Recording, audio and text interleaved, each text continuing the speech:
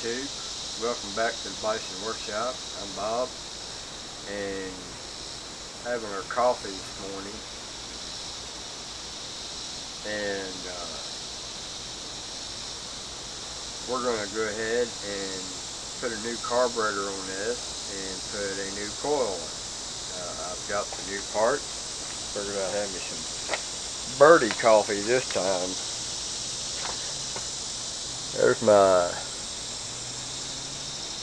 I guess there's some kind of a bluebird on some blue flowers.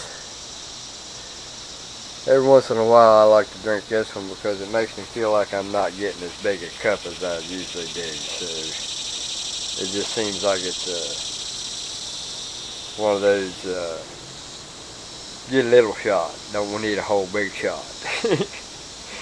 Anyway, let's go ahead and show you these parts.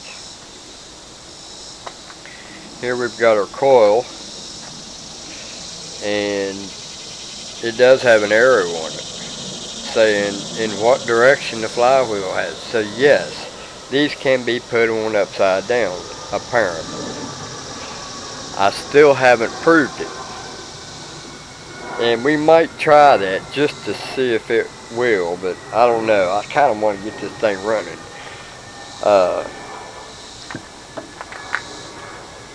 Just depends on how much of a pain in the butt it's going to be to switch it. Anyway, we're going to go ahead and take the top off of that. Oh, I forgot to show you the carburetor too. Wrong one. That goes to the chainsaw. I'll be right back. Alright, so we've got a new filter, and this is going to be put on the back burner because I've got a new one on there already. And then we've got the gasket for it, and then we've got the carburetor for it. Now this we're going to take out, and we got an electronic switch that threads to the bottom, so we can use this gasket and take this nut or bolt off and just switch it and put this gasket on the other piece and screw it on there and be done with it. So I'll show you what I mean by that. This carburetor here has this valve on it. Well, that's an electronic valve that wires to your switch, that when you turn the switch off, it throws a plunger into it and stops the fuel. And that way you don't get no backfire. Backfire is from unused fuel. So we'll just take this, clean it up, and put it on this carburetor. Now we won't know if this is identical until we get this breather off. So that's what we're getting ready to do now. So now we got to take this off. Then you got a rubber grommet on there, protects the threads and kind of keeps this at the right height. So when you start feeling tension, then you know you're down against this. And then you got a wing nut, and then we take all that off and we put it all together right here.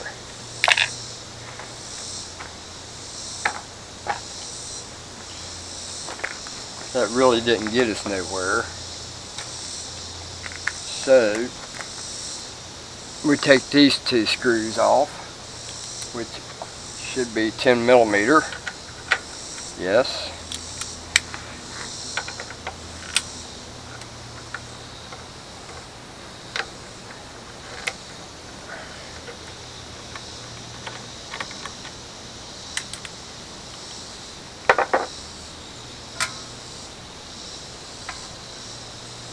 Now we're doing the carburetor first for a reason. So that while we are putting a new coil on it, this gas can be going down to the carburetor and settling where it needs to settle. Alright, so now we got to crimp the fuel off. And I just take a pair of vice grips, and I just make sure that it's not squeezing it so tight that it's cutting anything. You just want to squeeze it just enough to close that hole in the center. And then we take our clamp off.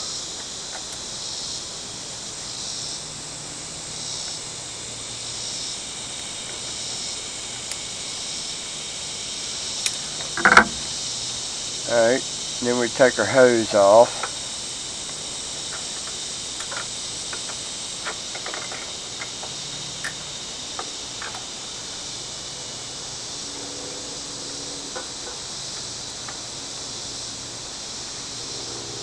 I always forget that part. Before you take this carburetor out, you got to flip that little lever. This is a little keeper that keeps that in its place. And I keep forgetting that, and I'm surprised I haven't broke it already because I keep forgetting that.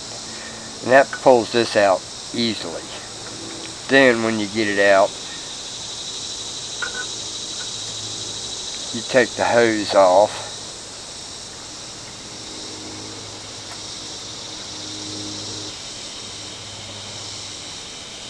And then we're going to take the rod out and just leave it dangle. Then we'll unplug that, and then we'll take that screw out.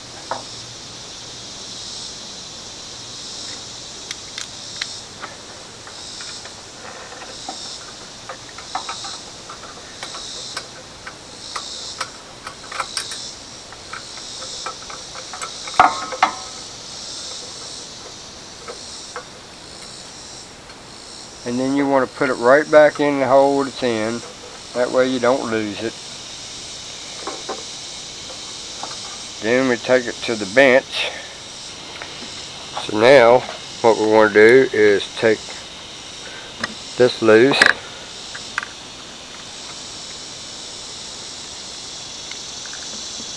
See that little plunger right there?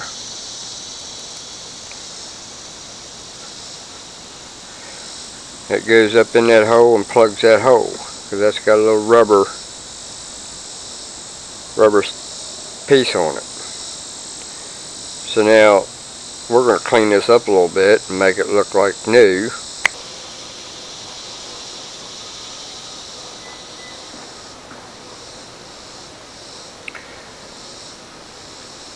So now we're going to take the one off of the bottom of this one.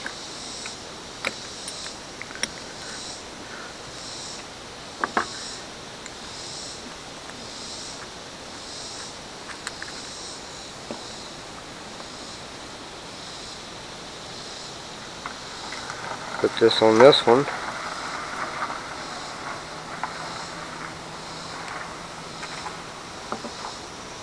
And then put this one with the old gasket.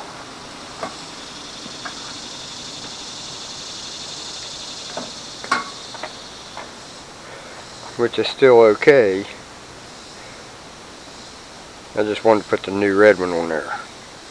Alright, then we'll put that in the old one.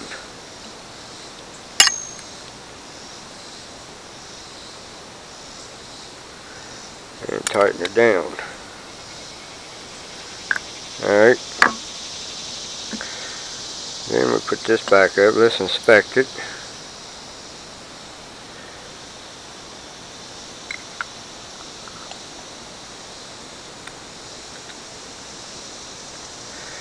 And then we screw this back into it.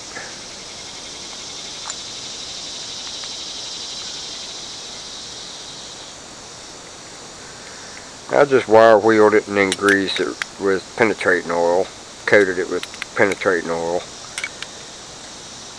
Yeah, it probably won't last very long. Alright, now we're going to have a slight problem. See, in this carburetor, it's threaded for this screw to ground the carburetor to the body. Well, the problem is they didn't thread that, and I don't have a bottoming tap, especially that size.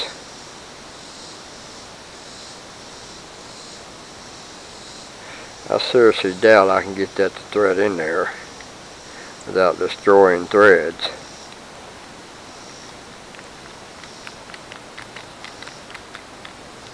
It's actually threading in there.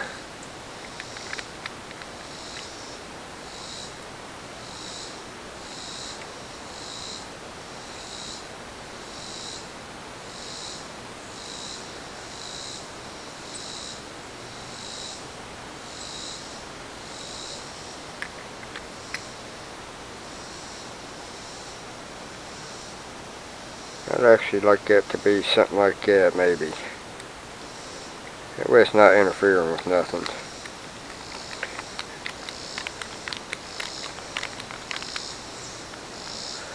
Well, it wasn't threaded, but it is now. Alright, so next thing we want to do is put our rod on it. So we take the rod out of this one, and just be careful. There's a plastic piece in there that you don't want ruined.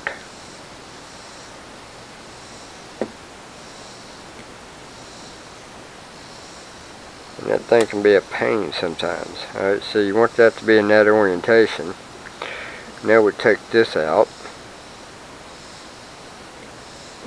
stick it in the new one, and then put it back in there. Now you see that space opened right there? Well, you kind of want that to go in and up through that area.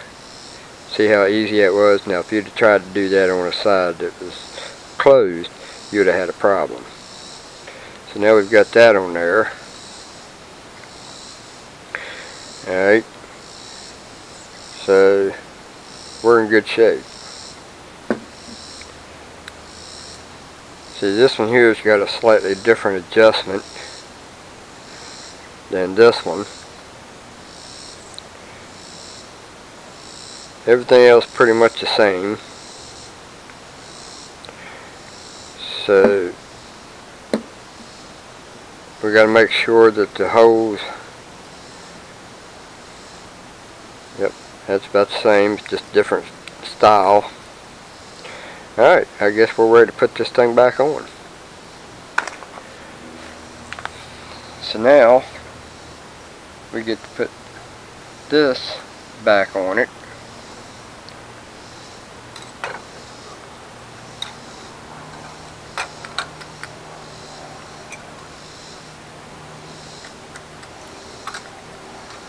Alright, then we get our new gasket.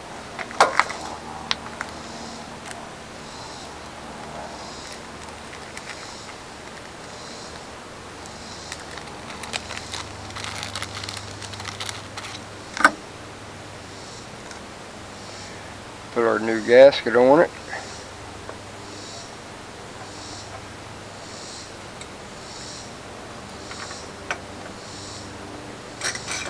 And slide it on there.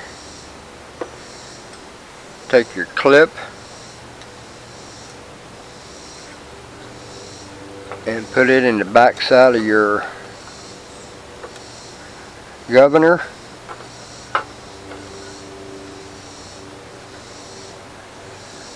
Put your wire in it with this tab up, put the wire in, and then clip that back down on the rod. Alright, now it's secure, it's not coming out, and that plastic piece is what holds it in there. I kind of like the old design better, where you just had a small hole and you had an L shape in your piece. That way you knew it wasn't going to come out. Alright, so now we'll take this screw here out, or bolt,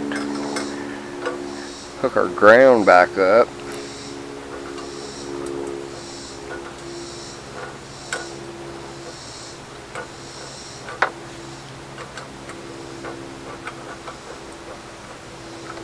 but all that is an anti-backfire solenoid. Alright, then we hook our lead up. We're just going to go ahead and put the coil on now.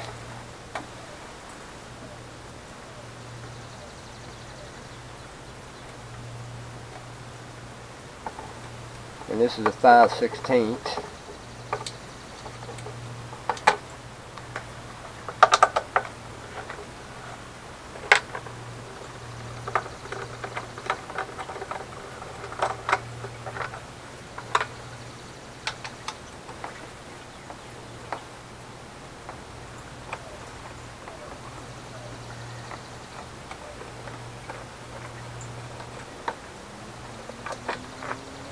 Now I want to show you the difference.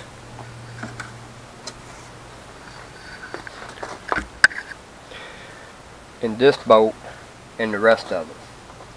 This bolt here, all the rest of them are this long. And this is important to know, because if you don't know it and you put one of these in the place of that thinking that's where it belongs, wrong. The reason for that is this is a short one that goes in here, because if you put one of these in there, you'll be into the fins of the flywheel. So if you're in between in between fins and you try to crank this, you're going to rip every one of them fins off, or lock it up, and it's actually on the bottom, so it's on the hard part. And I'll show you what I mean when we're done taking this off. Alright, so now we've got all the 10 millimeters to take out. And this one here is going to be your longest one, because it's got to go through the oil dipstick tube also. The rest of them are just short ones. Just like that right there.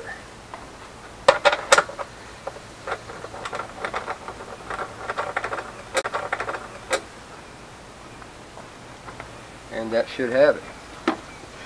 So now we just take and lift this right up off of there.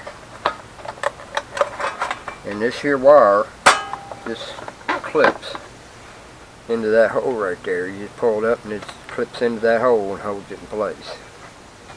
Make sure you don't lose these, because that's what threads, these here threads into. Alright.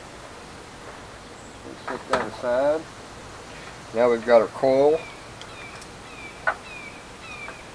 and we use a 5/16. Unplug it. Now remember the orientation, because they can be put on upside down from what they say. And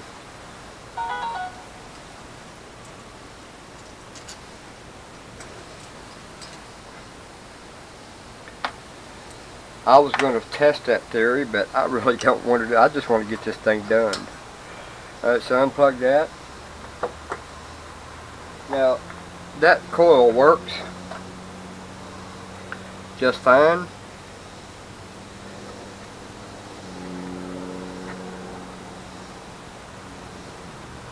Except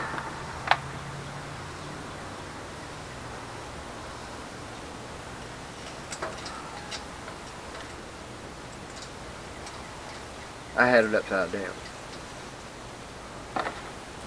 Alright, so we're going to pull that all the way back.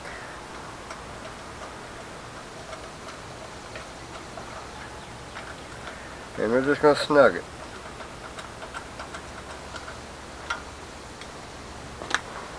Now you can take and use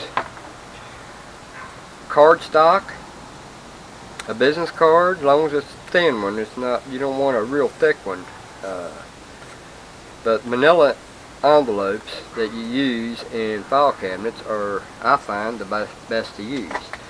Alright, so then we just pull that magnet around to where it's centered to that, and we'll slide this in there, and then we'll loosen our bolts. And you seen it pull itself in there? Alright, then we just tighten it back down.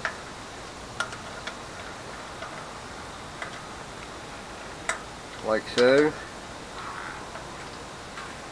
Plug the switch back up for the ground.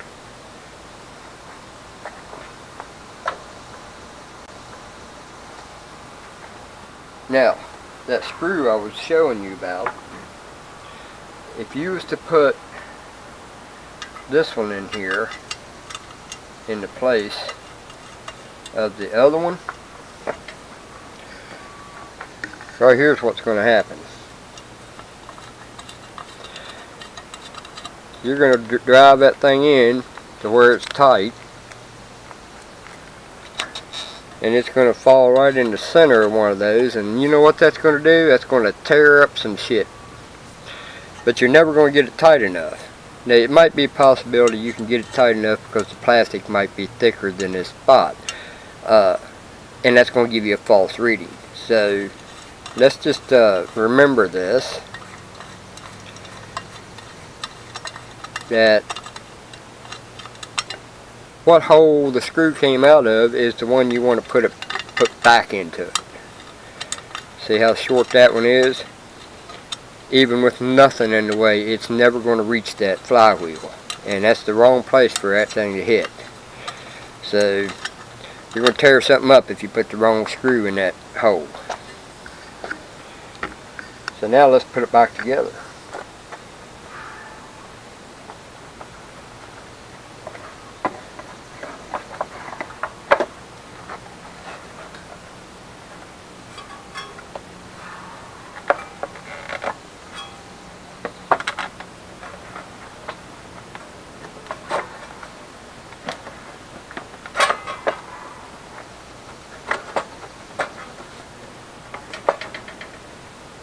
Remember the short one?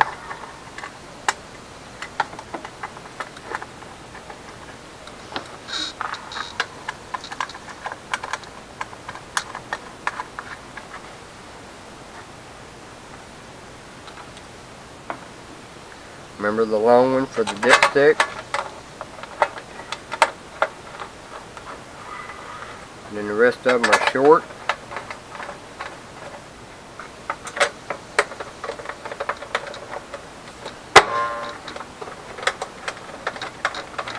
Then your 5/16 ones.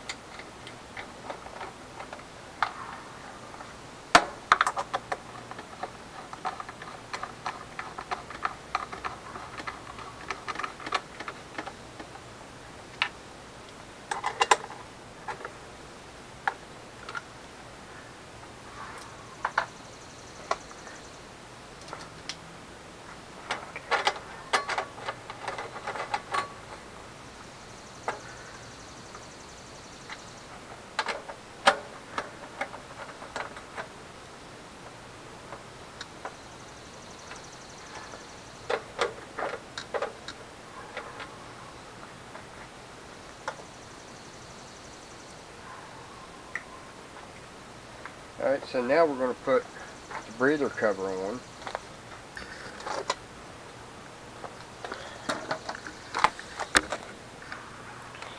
And show you what I did to fix a hose. Now, this hose was boogered up on the end. And that's the original hose, which is wider on one end than it is the other end. So I had to cut some of that off. Well, I tried to stretch it on there to make it stay, but it wouldn't stay because it had too much pressure pulling it back. So I ended up taking a piece of copper tubing, cutting a short piece, and cut this in a good spot where I had enough room for a clamp, which I ended up not needing because it fits that well that I don't need anything there, and it looks a whole lot better. So anyway, I just put this on, and while I'm putting that on, I'll just kind of slide that in a little bit at a time as it goes on, and that way you don't have pressure on it. So that's not too bad. I can live with that. So now we put our nuts back on it.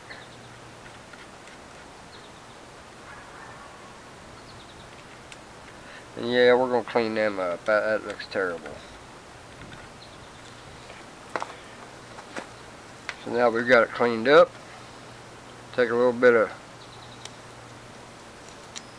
with my eagle oiler, and just oil, put it on. Yeah, it's a temporary fix, but you know what, I don't have time to paint it, don't feel like painting them. Plus, when you paint them and you go to tighten them down, you put nicks in it, and when you put nicks in it, you see the shiny spots, and those shiny spots are going to rust. So you're just fighting a never-ending battle. So just put a little bit of oil on it, and then just keep an eye on it. You know, first of all, you should keep your stuff underneath cover. But if you can't, you're going to have to police this stuff to make sure that it stays nice and pretty. You know, put a little bit of oil someplace where it needs it. You know, and this motor's getting dirty just sitting around. So now we get to put our filter back on it, and it's nice and clean. And remember, put your wing nut on first.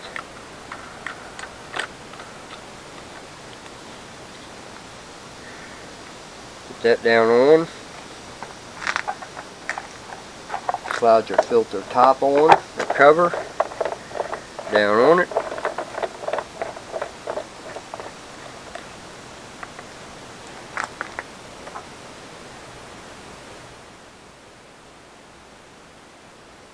And then we tighten the carburetor up. I like to just do it hand tight.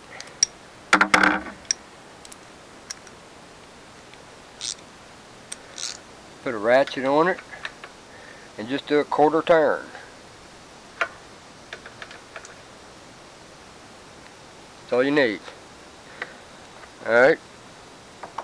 So now we plug our plug wire back up to our plug.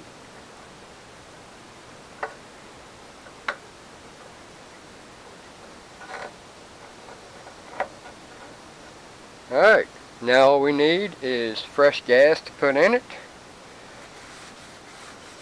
and we'll fire it up. I don't know when that's going to be. I tried to drain some out of my truck, and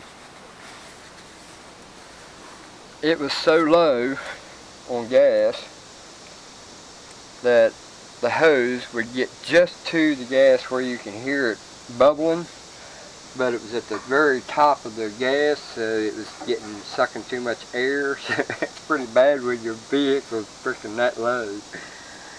Alright, the next thing we need to do is we want to make sure, if everybody remembers, we're wanting to get this thing running so we can hear what this muffler I made sounds like. If everybody remembers, let me take you off the tripod. This muffler is getting a lot of rust, but there's the muffler. We just got to make sure that everything's tight. I'm worried about this union right here. It's brass inside the seats, so that's the only thing I'm worried about, is that loosening up on me all the time. If that doesn't loosen up on me all the time, then I'm good. The motor's going to vibrate some, so it being solid to the frame and this mounted up solid,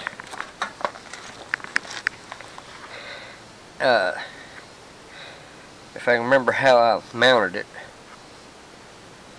I think this here is what the contour of this keeps it up, and then I've got it clamped or bolted on the other side. Yeah, I welded a bracket on the side of that and bolted it there. But this is the muffler that I built, and we have an option to put a tailpipe on it also by just screwing one in. Which is probably what I'm going to do, because this hot air is going to be blowing pretty close to that tire, and we don't want that thing to be getting too hot on my tire. So we're going to have to bring this out some. And in fact, if I can find a piece of pipe right now that's got threads on it, I'm going to go ahead and do that right now.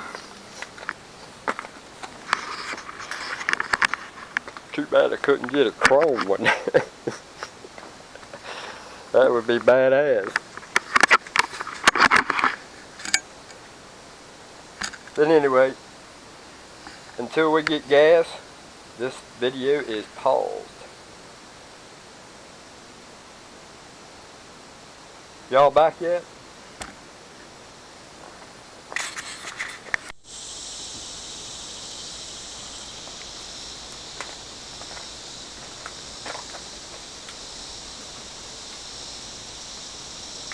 Hello YouTube, welcome back to Bison's Workshop. Bison's Workshop. Let me start this.